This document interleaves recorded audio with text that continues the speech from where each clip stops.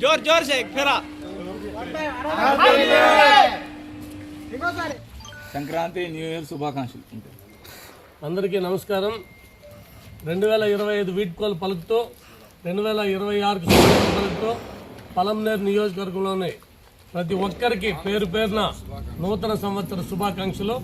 అలాగే మాజీ మంత్రివర్యులు పెద్దలు పలమనేరు శాసనసభ్యులు అమర్నాథ్ రెడ్డి గారికి, మీడియా సోదరులకి, కూటమి ప్రజలకు ఎవరైతే ఉన్నారో ప్రతి ఒక్కరికి పేరు పేరున నూతన సంవత్సర శుభాకాంక్షలు.